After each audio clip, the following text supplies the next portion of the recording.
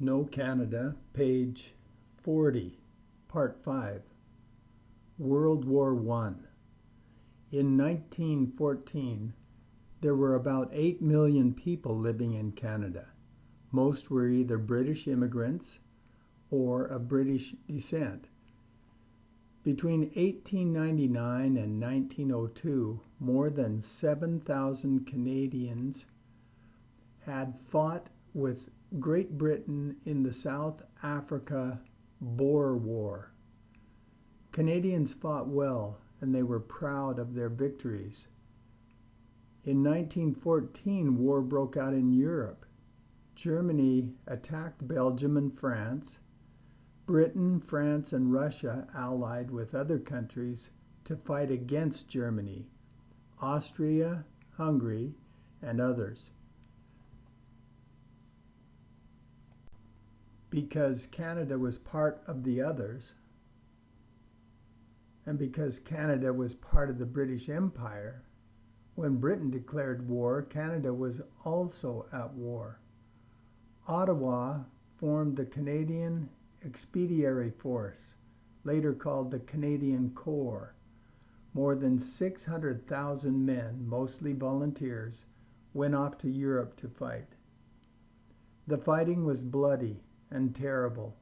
Trench warfare and new weapons like poison gas, machine guns, and tanks were used. Canadians were good soldiers. They were tough, smart, and brave. The Canadian Corps captured Vimy Ridge on April 9, 1917. This was the first British victory of the war. But in the battle, 10,000 Canadians were killed or wounded. But Canadians became known as the shock troops of the British Army. Slowly, more victories followed. In the last 100 days of the war, Canadians fought in the battles of Amiens, Arras, Canal du Nord, Cambrai, and Mons. The commander of the Canadian Corps, General Sir Arthur Currie, has been called Canada's greatest soldier. The war ended with the armistice on the November 11th, 1918, on the 11th hour of the 11th day of the 11th month, Remembrance Day.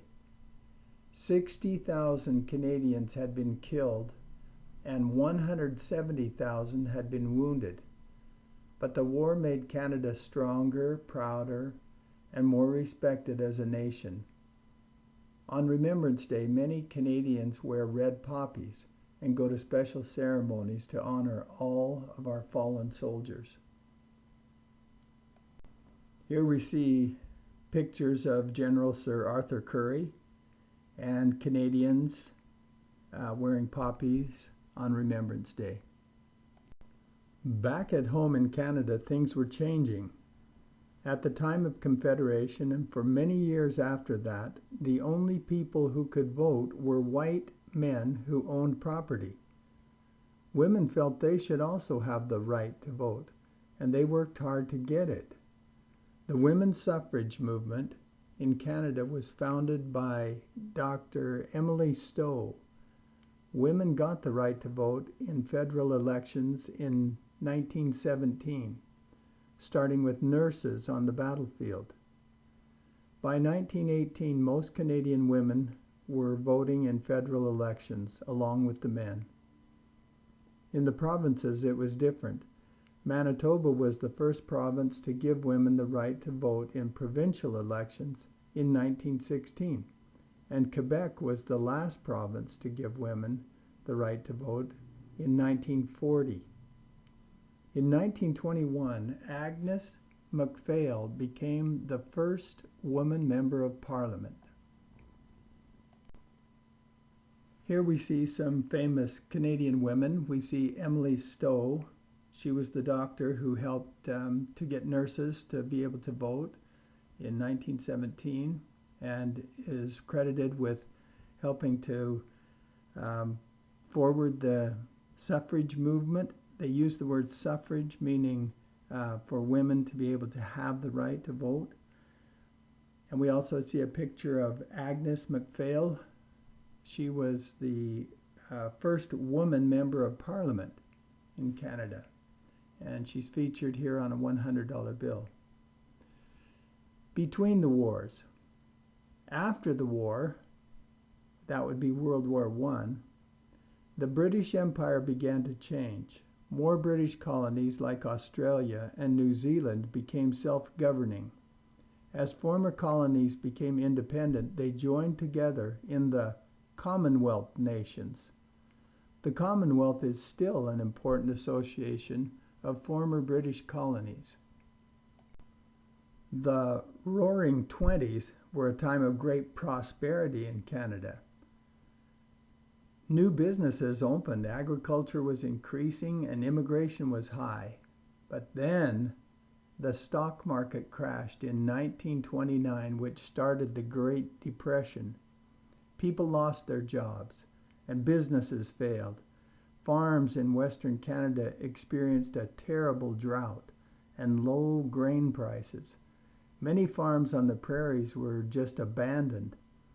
Another name for this time is the Dirty Thirties, because of the great dust storms that happened when the wind blew the dry soil away. Because the times were so hard, Canadians demanded that the government help with social programs. Minimum wage, a standard work week, and unemployment insurance were introduced in the 30s. Old age security had been introduced in 1927. The Bank of Canada was created in 1934 to help stabilize the financial system, and it still operates today. Immigration dropped off and refugees were turned away, including Jewish refugees that were fleeing Nazi Germany. World War II. In 1939, Adolf Hitler and the Nazi invaded Poland and then conquered other parts of Europe. This time, Canada made its own decision to go to war as a completely independent country. More than 1 million people, both men and women, from Canada and Newfoundland served in World War II. The population of Canada was only about 11.5 million people at that time, so a large percentage of Canadians left Canada to fight in Europe and in the Pacific. More than 44,000 were killed. Just like in World War I, Canadians fought bravely and suffered huge losses. These losses mainly happened while defending Hong Kong in 1941, on the beaches of Dieppe, France in 1942, and in the liberation of Italy in 1943-1944. The Royal Canadian Air Force fought in the Battle of Britain, defending England from Nazi bombers, and in missions all over Europe. Many pilots from other Allied countries trained in Canada. The Royal Canadian Navy protected merchant ships traveling between Canada and Britain. The Battle of the Atlantic. The Canadian military was also part of the invasion of Normandy in northern France on July 6, 1944. Then, Canadians liberated the Netherlands in 1944 and 1945. At home, Canadians built many airplanes, ships, and other war essentials for Britain and her allies. They also sent food and clothing to help the British people. For a country with such a small population, Canada's contribution to World War II was huge. The Pacific War came to Canada when Japan invaded the Aleutian Islands, attacked a lighthouse on Vancouver Island, and launched fire balloons over BC and the prairies. Because of the war, Japanese Canadians were not trusted. They were forced into relocation camps far away from their homes on the Pacific coast. Their property was sold, and they were not compensated. That means they did not get any money from the sale of their homes and businesses. The government of Canada apologized in 1988, and it compensated the victims of this government policy. The war in Europe ended with the surrender of Germany in May 1945. The war in the Pacific was over when Japan surrendered in August 1945.